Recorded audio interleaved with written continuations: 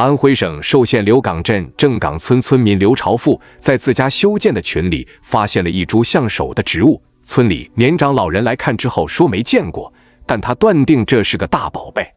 刘朝富家里有个大宝贝，这是村里众所周知的，村民们都说刘朝富要发财了，纷纷露出羡慕的神情。但这个大宝贝究竟是什么，村民们也说不出个所以然来，只说自己没见过。刘朝富也去找村里年纪最大的老人询问是否见过这个东西，但老人给出的回答让他很失望，因为他也没见过这样东西，无法给出答案。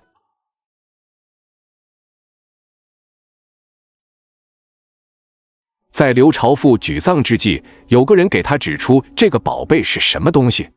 给出答案让刘朝富欣喜若狂，这个类似手一样的东西就是传说中的灵芝，十分珍贵，而且还是这么大的，肯定值不少的钱。刘朝富这一次一定发大财了。听到这个消息，刘朝富和他的妻子都是能开心，因为他们已经过了10几年的苦日子了。因为没有钱，家里人都不敢生病，生了小病也只能自己忍过去，因为去看病去买药的钱实在是太贵了。而家里的房子在当初也是拜托村民帮忙修建的，也就近几年家里的情况稍微好一些。如果真如那个人所说，那个看上去恐怖的东西是灵芝的话，那家里面就能过上好日子了，能买好多东西，换上新家具，穿上新衣服，吃上好东西了。刘朝富和妻子两人对这个结果十分满意，都在互相商量着怎么卖出去，能卖多少钱之后，这些钱应该怎么处理，家里面哪些东西该换了，又该买哪些东西了。如果可以的话，他们还想重新修建一座房子，这座房子已经好多年了，很多地方都已经破损了，尤其下雨天的时候漏水更为严重。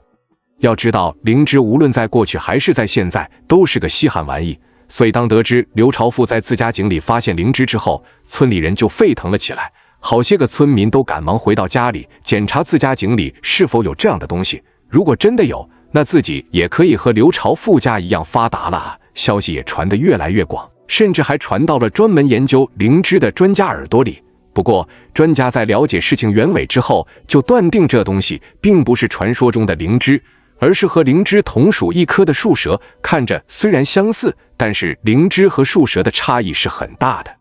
从生长年份来说，灵芝是只会生长1年的，无论是大还是小，灵芝都只会生长1年。1年之后，如果不采摘，它就会迅速枯萎，变成大自然的养分之一。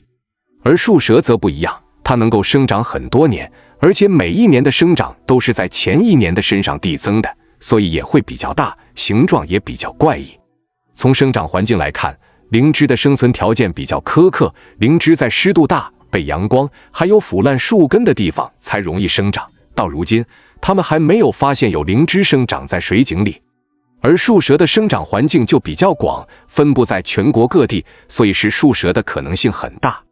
而且专家们还研究了这株植物的视频和图片，视频中的植物硕大，呈现层层递增的生长趋势，外形也十分畸形，远远看去就像是一只手一样，很符合树蛇的外生长特征。所以专家们直接就断定这就是一株畸形树蛇，并非传说中的灵芝。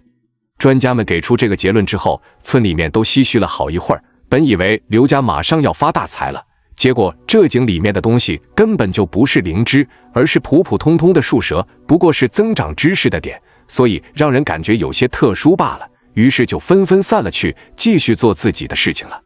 不过这个结论刘朝富并不认同，他认为专家没有现场看，就通过一些视频、图片，还有他们的描述，就断定这不是灵芝而是树蛇，非常的片面，准确性也很低。如果专家们不来现场看一看，他是不会相信专家们发表的任何言论的。周围的村民对刘朝富的这个做法并不理解，觉得就是发财梦破了，不能接受，所以开始胡言乱语了。专家们肯定是不会过来的，所以他们就没有将这件事放在心上了。不过他们没想到专家们十分的给面子，马上就收拾行李，打包东西前往刘家所在的地方。就连刘朝富看到专家们的时候都被震惊了一下，不过随后就镇定了下来，带他们去看井里的宝贝。这一次专家们都到现场来了，这个怪东西究竟是灵芝还是树蛇，肯定会有一个答案的。刘朝富家的井里生长了一个像手又不是手的植物。专家们先是近距离地观察着植物的外观，从它的外观上来看，这东西就是树蛇。果都到现场了，光看外观就来判定这是什么东西不太合理，也不太科学。所以他们就拿出采集工具，采集了一些这株植物的样本，拿去研究中心化验，看看里面的成分是什么样。不过，运送样本、检测样本、分析样本，再到最终结果都是需要一段时间的。现在这段时间，专家便向刘朝富了解这东西什么时候出现的，他们又是什么时候发现？为什么会觉得这是灵芝呢？因为发现宝贝是个大事，而且当时还被他这怪异的外形吓了一跳，所以刘朝富和他的妻子都有很深刻的印象。那天，刘朝富的妻子正在使用水，但是水突然抽不出来了，试了好几下都没有效果。刘朝富妻子就猜测是水泵坏了，这个把他给急坏了，因为家里需要水的地方太多了，比如给庄稼浇水、家里洗衣做饭等等，还有人的日常喝水。如果没有水，他们之后的生活会是什么样？她想都不敢想。于是她赶紧把丈夫刘朝富叫了过来，让刘朝富把水井上的水泥盖子挪开，看里面是不是有东西把水泵给堵住了，所以才抽不出水的。刘朝富挪开水井盖之后，将头往井里一凑，想看看究竟是什么堵住了水泵。可不想这一看却把他吓了一跳，在水井里居然有一个奇怪的东西，这个东西看起来就像一只人手，难道是有人失足掉进了井里？时间长了就浮在水面上，刘朝富想到了自己以前看的恐怖电视，那些惊悚的画面也不禁浮现在了刘朝富的面前。被吓了一跳的刘朝富赶紧将自己的妻子叫了过来，让他也来看看这惊悚的景象。看着妻子也被吓了一跳，刘朝富更加肯定自己的想象是对的，于是马上就准备拿手机打报警电话。这不想被妻子阻止了。面对妻子的这个行为，刘朝富十分的疑惑，都出人命了，难道还不报警吗？若是将这件事继续埋藏下去，以后若是被发现了，自己不就被污蔑成杀人凶手了吗？